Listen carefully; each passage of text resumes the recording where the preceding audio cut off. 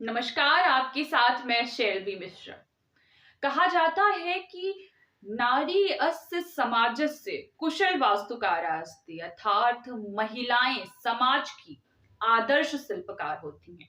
इसी क्रम में बात करें तो महिलाओं को पहले से भी और अधिक सशक्त बनाने के लिए प्रधानमंत्री श्री नरेंद्र मोदी जी की सरकार के द्वारा 19 सितंबर 2023 को महिला आरक्षण बिल को नारी शक्ति वंदन अधिनियम के रूप में पेश किया गया।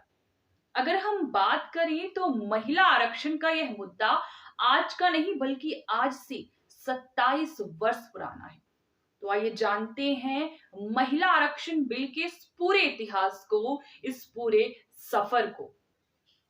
अगर हम बात करें तो महिला आरक्षण बिल को एच.डी. देव गौड़ा जी की सरकार के द्वारा सबसे पहली बार 12 सितंबर 1994 को 11वीं लोकसभा में 81वें संविधान संशोधन अधिनियम के रूप में पेश किया गया था, किंतु उन्हें असफलता ही हाथ लगी। उसके बाद 1997 में इंद्र कुमार गुजराल जी की सरकार के द्वारा भी इसको पारित कराने का प्रयास किया गया, किंतु किसी भी प्रकार की सफलता नहीं मिल पाई। आगे चलकर 1998 में अटल बिहारी वाजपेयी जी की सरकार के द्वारा भी इसको पारित कराने का पूरा प्रयास किया गया। उनके द्वारा 1999, 2002 और 2003 में भी ये प्रयास किए गए, किंतु किसी भी प्रकार की सफलता नहीं मिल पाई। आगे चलकर 2010 में राज्यसभा में पारित हो जाने के बाद 2014 में लोकसभा के भंग हो जाने के कारण यह बिल स्वयं ही समाप्त हो गया।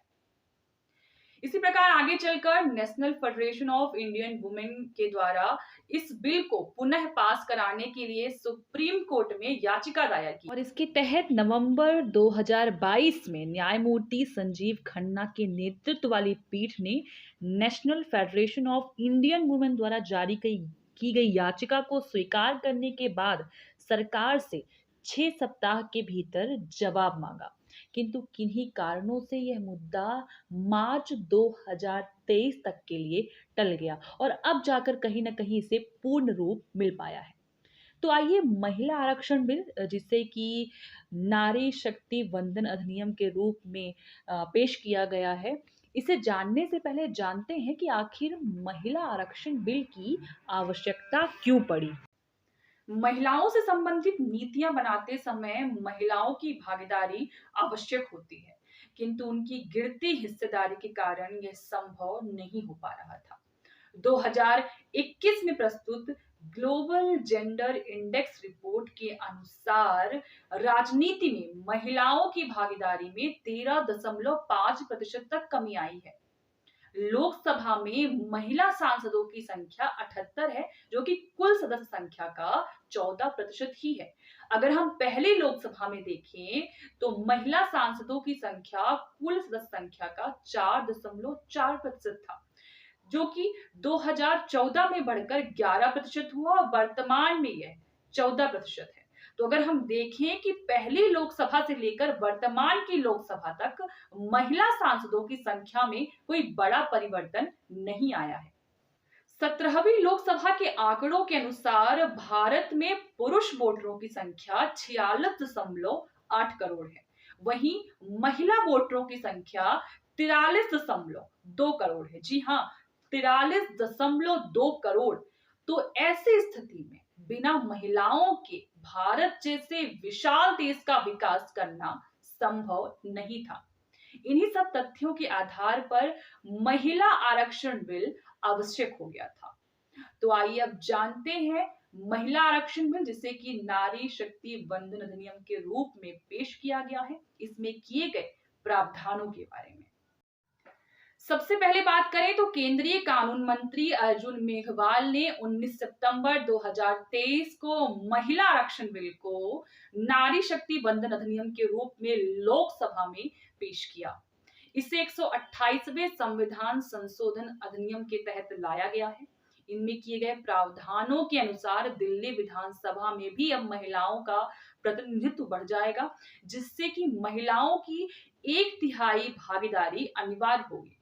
साथ ही साथ लोकसभा में भी अब महिलाओं का प्रतिनिधित्व बढ़ जाएगा, जिससे कि महिला सांसदों की संख्या लोकसभा में 78 से बढ़कर 181 हो जाएगी। दिल्ली विधानसभा एवं लोकसभा के तर्ज पर ही राज्यों की विधानसभाओं में भी यह बदलाव होगा। साथ ही साथ एससी एसटी के लिए आवंटित कुल सीटों में 33% सीटें महिलाओं के लिए आरक्षित होंगी। महिलाओं के लिए लाया गया है आरक्षण केवल 15 वर्षों तक ही प्रभाव में रहेगा। इस कानून में किए गए प्रावधान के अनुसार सीटों का आवंटन रोटेशन प्रणाली के आधार पर किया जाएगा। और अगर हम बात करें तो महिला आरक्षण बिल को अभी भी एक लंबा सफर तय करना पड़ सकता है, क्योंकि जनसंख्या एवं परिसीमन के बाद 2029 के लोकसभा चुनाव में ही यह कानून लागू हो पाएगा। इस कानून के लागू होने के बाद कहीं ना कहीं महिलाएं पहले से और अधिक सशक्त बनेंगी एवं राजनीति में उनकी भागीदारी में एक बहुत बड़ा बदलाव आएगा और साथ ही एक आधी आबादी का प्रतिनिधित्व बढ़ेगा। आशा करती हूँ कि मेरे द्वारा दी गई जानकारियां आपके लिए सार्थक साबित होती होंगी। ऐसी ही महत्वपूर्ण जानकारी के लिए बने रहिए मेरे साथ। बहुत बहुत धन्यवाद।